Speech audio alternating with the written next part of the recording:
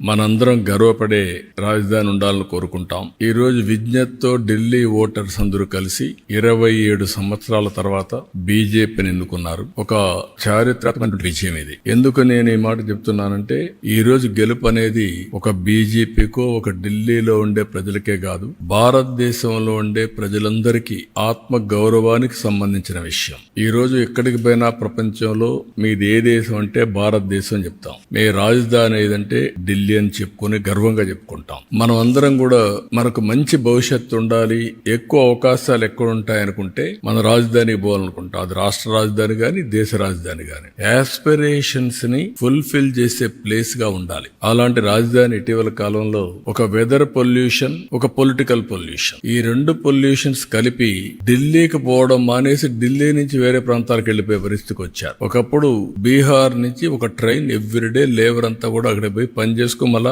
Evening Delhi నుంచి బీహార్కి వెళ్ళేవాడు. ఇప్పుడు బీహార్ నుంచి ఢిల్లీకి రావడంలా పరిపాలన అంటే ఎట్లుంటుందంటే ఒక్కొక్కసారి పరిస్థితులన్నీ కూడా తారుమారయ్యే పరిస్థితులు వస్తుంది. దానికి ఉదాహరణ ఢిల్లీ. అయితే ఇక్కడ ఏ మోడల్ వర్కౌట్ అవుతుంది భారతదేశంలో అనుకుంటే, ప్రపంచంలో ఎక్కడ గాని భారతదేశంలో గాని పీపుల్స్ ఫస్ట్ ఒక సస్టైనబుల్ మోడల్ క్రియేట్ చేయాల్సిన అవసరం ఉంది. అదే నరేంద్ర మోడీ ఒక సస్టైనబుల్ మోడల్ ని క్రియేట్ చేస్తున్నాడు. ఆయన్ని మనస్ఫూర్తిగా అభినందిస్తున్నాం. ఈ రోజు ఢిల్లీలో గెలుపు కూడా ప్రధానమంత్రి నరేంద్ర మోడీ గారి పైనుండే నమ్మకం. ఆ నమ్మకంతో ఢిల్లీ ప్రజలు నరేంద్ర మోడీ గారి నాయకత్వాన్ని బలపరిచారు.